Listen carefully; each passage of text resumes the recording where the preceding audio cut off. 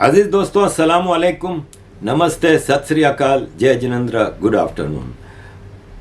अजीज दोस्तों, जैसा कि आपको पता ही है कि पाकिस्तान ने जिनीवा में डोनर्स कॉन्फ्रेंस में बिलियंस ऑफ डॉलर जमा कर लिए। ये ज़्यादातर ऑन पेपर होता है, लेकिन बहरहाल होता है। और ये गरीब मुल्कों की सबकी दास्तान है। मैंने अभी एक वीडियो अपनी लगाई थी जिसमें फ्रांस किस तरह अफ्रीका के मुल्कों का एक्सप्लॉयटेशन अपनी एक्स कॉलोनीज़ का करता है। वो काफ़ी लोगों ने मुझे पूछा कि उस लेडी का नाम क्या है, तो मुझे उस लेडी का तो नाम नहीं पता, लेकिन वो लेडी की वीडियो मैंने लगाई थी, बहुत ही आंखें खोलने वाली थी। मैं इस वीडियो के एंड पे भी आपके लिए वो वापस लगाऊंगा ताकि आपको अंदाज़ा हो कि किस तरह एक्सप्लॉइट किया जाता है। एक छोटी सी मिसाल दूंगा आपको। इस वक्त सारा थर्ड वर्ल्ड है ना, वो कर्जे में डूबा हुआ है। किसके कर्जे हैं? IMF, world bank, Asian development bank, America की गवर्नमेंट, कनाडा की गवर्नमेंट, यूरोपियन गवर्नमेंट। लेकिन एक मज़े की बात आपको बताऊं कि पूरी दुनिया में जो डेवलप वर्ल्ड के अलावा मुल्क हैं, उनका सबका मिला के इतना कर्जा नहीं है जितना अकेला अमेरिका का है। अमेरिका का इतना कर्जा है कि आपकी आंखें खुली की खुली रह जाएंगी, कई सौ ट्रिलियन डॉलर। लेकिन अमेरिका ने वो कर्जा देना नहीं है। इसलिए जैसे आप देखते हैं हमारे इंडिया, पाकिस्तान, बांग्लादेश में कि एक बिजनेसमैन है, वो मैनिपुलेशन करके बैंक से करोड़ों रुपए की लोन ले लेता है, फिर डिफॉल्ट करके कर्जा माफ। ये आपको अच्छी तरह पता है। जैसे विजय माल्या एक बड़ी मिसाल मौजूद है ना आपके इंडिया के हवाले से। ये चौस की कौन है? ये जो मोदी, दूसरा एक मोदी जो हीरे का वो था, वो है नीरव मोदी। इस तरह कई हैं इंडिया में ऐसे बड़े बड़े बिजनेसमैन जिन्होंने लंबे चौड़े फ्रॉड किए। अब एक मिसाल है कि माल्या जी, तो माल्या जी ने वहाँ पे आम आदमी का तो बेड़ा गर्क कर दिया। इनकी एयरलाइन बंद हुई तो हज़ारों लोग बेघर हो गए, बेरोज़गार हो गए, सब कुछ हुआ। खुद तो यहाँ पे महलात में रह रहे हैं ना, इनकी औलाद महलात में रह रही है, फर्स्ट क्लास अय्याशियाँ, गर्लफ्रेंड हैं, शराबें, सब चीज़ें चल रही हैं। ये हर जगह है। पाकिस्तान में पूरा साल हम सुनते रहते हैं कि इतने सारे डिफ़ॉल्ट हुए, इतने अरब रुपए माफ़ कर दिए सरकार ने। फिर एक प्ली बार्गिन होता है जिसमें आपने 100 मिलियन का घपला किया है, चल भाई 25% में दे रहा हूँ, केस ख़त्म। ये चीज़ें गरीब मुल्कों में होती हैं, ऐसे अमीर मुल्कों में भी होती हैं, बड़े लेवल पे होती हैं। लेकिन ये जो कर्जे की बात है, तो और फिर क्या किया है इन्होंने कि जो टैक्स सिस्टम है हमारे यहाँ का, वो सारा बोझ आम आदमी पे डाला हुआ है। जिससे क्या होता है कि आपकी प्रोडक्शन, देखिए प्रोडक्शन है ना, हमेशा middle class, lower middle class ही करती है। फाइनेंसर ऊपर होता है बड़ा कोई ग्रुप, लेकिन काम तो वही लोग करते हैं ना। तो फिर वो जब स्ट्रेस में रहते हैं तो वो काम की वो परफॉर्मेंस नहीं देते। ये अमेरिका के एक लॉ मेकर हैं, ज़रा सुनिए ये लोन के हवाले से और टैक्स सिस्टम जो थर्ड वर्ल्ड में है उसके हवाले से कुछ बता रहे हैं। The reality that poor countries can never repay their loans. Senator, are you saying that you're opposed to debt relief for impoverished countries? No, we should forgive the debts, but that's not going to help those countries very much. Okay. What will? Tax cuts.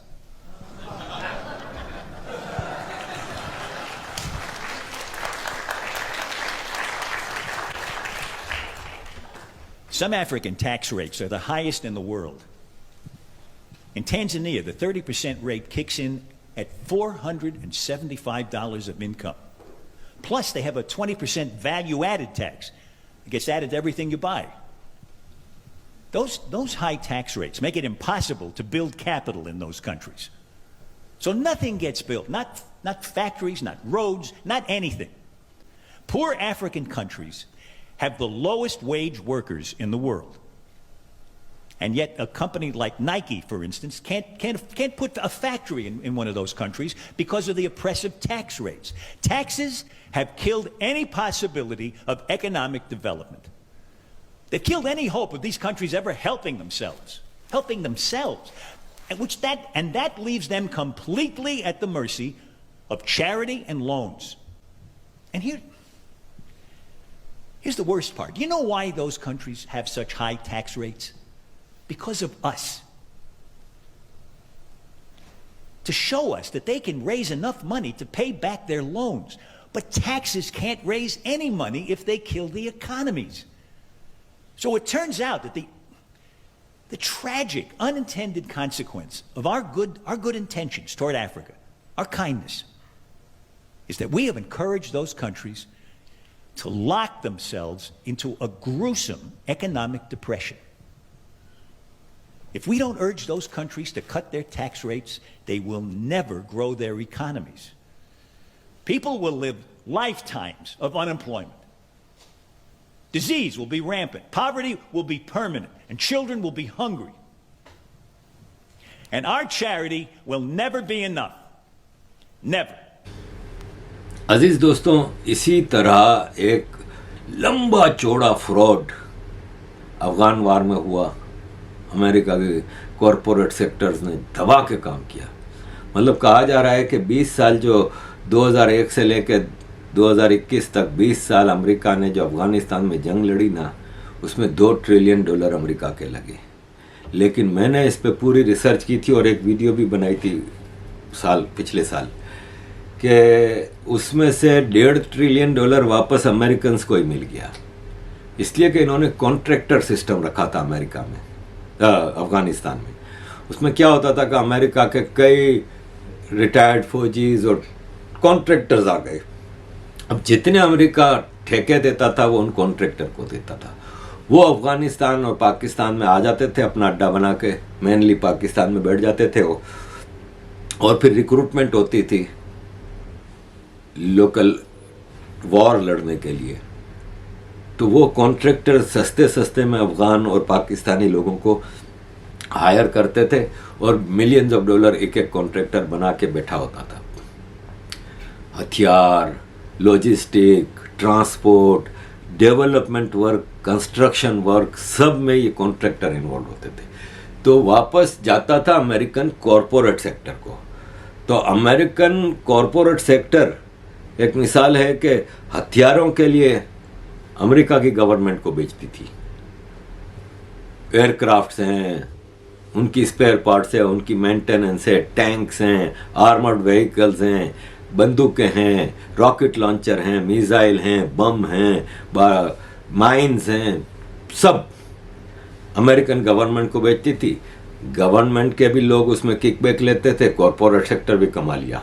अब American government वो corporate को वो contractors को बेचती थी, contractors आगे उसको वो करता था, वो उसमें कमाते थे। यानी टोटल अमेरिका का वो काम होता था। यही चीज़ इन्होंने सीरिया, जॉर्डन, लीबिया, इराक, इस सारे इलाके में की। और वहाँ पे भी इस तरह इनका कॉन्ट्रैक्टर सिस्टम चलता रहा और सारा पैसा गवर्नमेंट और कॉरपोरेट सेक्टर कमा के फिर छोटे लेवल पे कॉन्ट्रैक्टर्स के ज़रिए, और करवाते क्या थे? बंदे मारना, जंगें। मतलब लीबिया, इराक, सीरिया, ये बराक ओबामा की और जॉर्ज बुश की जो जंगें वहाँ पे शुरू हुई, इससे पहले प्रॉस्पेरस कंट्री थे। इराक दुनिया के अमीर तरीन मुल्कों में से एक था, सऊदी अरब के बाद दूसरे नंबर पे ऑयल प्रोड्यूसिंग कंट्री था। इराक लोग जॉब करने जाते थे। लीबिया हमारे एशियन, इंडियन, पाकिस्तानी लोगों से भरा पड़ा था, इतने लोग जॉब करने जाते थे। हाल क्या कर दिया देख लें उस अमीर मुल्क का। और लीबिया के बारे में तो मैं डिटेल में बता चुका हूँ कि वहाँ पे तो सब कुछ फ्री था।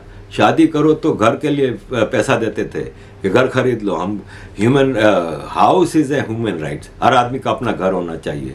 वहाँ पे गैस पेट्रोल फ्री होता था, पेट्रोल की कीमत, जो लीबिया में इतना पेट्रोल था वो इंटरनेशनल मार्केट्स में बेचते थे, उसमें से एक पोर्शन हर आदमी के बैंक अकाउंट में जाता था, आम आदमी के। और कई फैसिलिटीज़ थी, एजुकेशन फ्री थी, मेडिकल फ्री थी। कहीं पूरी दुनिया में इतनी फैसिलिटीज़ नहीं थी जो लीबिया में थी। आज लीबिया तबाह है इन लोगों की जिंदगी की वजह से। क्या कर दिया भाई लीबिया ने? कौन सा ऐसा ह्यूमन राइट्स वायोलेशन कर रहा था कद्दाफी? डिक्टेटर था, ठीक है, तुम्हारी नज़र में डिक्टेटर था ना, कि डेमोक्रेसी का तुमने एक ड्रामा रखा हुआ है। अब क्या है वहाँ पे डेमोक्रेसी? वही चीज़ इराक में आपने तबाही मचा दी, कुर्द मसला इशू खड़ा किया, ये क्या वो क्या, हल तो किया नहीं आपने। जैसे अफगानिस्तान को तबाह बर्बाद करके आज तालिबान के हवाले करके चले गए। इराक में कहा कि शियाओं के साथ मसला हो रहा है, कुर्दों के साथ मसला हो रहा है, लीबिया में ये कहा, सीरिया में ये कहा, क्या हुआ? इराक में कोई आप पीस ला सके? जो पीस था, जो प्रोस्पेरिटी थी, वो भी तबाह कर दी। आपकी सो कॉल्ड डेमोक्रेसी वहाँ पे क्या कर रही है? लीबिया में क्या कर रही है? अफगानिस्तान में क्या कर रही है? अब ये आए हैं यूक्रेन। यूक्रेन एक बहुत बड़ा ढकोसला है। यूक्रेन वेस्ट का, अमेरिका का एक बहुत बड़ा स्कैम है। पहले जरा ये सुन लीजिए, आपको अंदाजा हो जाएगा कि किस तरह अमेरिका ने यूक्रेन में फ्रॉड किया है। It turns out that Ukraine partners with FTX to receive donations for Ukraine, donations which the Ukrainian people, not a single one of them, has reported they received. $90 billion, more than the entire military budget of Russia. More than the entire budget. Not a single Ukrainian I know has received it. This now is being called the biggest financial fraud case in U.S. history. It is certainly the biggest single one-day loss. His wealth went from $22 billion personal wealth, to zero. He's got nothing. But this affected a lot of people. How many users were on FTX? 1 million users. Cannot exit, cannot cash out. Their accounts are frozen. The investors had put in around $1.8 billion in the past 3 years. That's gone. And you're talking about some big names. Some of the biggest losers are SoftBank, Sequoia Capital, the Singapore government's investment arm called Temasek, and of course the Ontario's Teachers Union. So teachers tend to be left-wing, so they followed this left-wing crowd. So this company that was valued at $32 billion is pretty much close to zero right now. Many people were duped, or they were in on it. And it's hard to imagine that they could be duped because it's so obvious, the connections. It's so obvious, the kickbacks, the paybacks. SBF connects Ukraine, the World Economic Forum, the SEC, the Democrats, and even Joe Biden. So we're going to have to go back a few months and go back to a picture that was remarkable to me. We were told one day in May 2022 that Nancy Pelosi would take 6 Democrats from Congress and go visit Ukraine. Now, when this happened, my spirit perked up. And I asked the question, why? And then I wrote a blog on Substack, and I said this. Nancy Pelosi had no power to resolve the conflict there. Her mission was not announced. She had no reason to be there. Nobody sent her. Why was the highest-ranking member of the U.S. House of Representatives meeting with the Ukrainian Prime Minister, Volodymyr Zelensky? Why? And the only conclusion, the plausible answer, is that they had some things to say off record. It couldn't be by phone. It couldn't be recorded in an email. So my question is, what was whispered in those private European rooms? Here's how it worked. Biden kept insisting that to be compassionate, to be patriotic, to be a defender of democracy, we, all of us, including Australia, have to send billions of dollars over to Ukraine, to an actor who could have settled the score with Russia quietly at a negotiation table. Russia had some reasonable demands. Don't join NATO. Don't put NATO on our borders. Don't do that. Well, that was something NATO promised. It's not unreasonable for Putin to say, well, keep your promise. And he said there are Russians that are being killed in the tens of thousands for the past 8 years. We have gone to the European Union, we've gone to NATO, we've asked, stop it. Nobody does it, so we're coming in to protect our ethnic people. They're in the Donbass region. Stop killing Russians. Stop persecuting Russian speakers in Ukraine like they're second-class citizens. Ukrainians know that this happens, and they couldn't get satisfaction talking, so they went to war.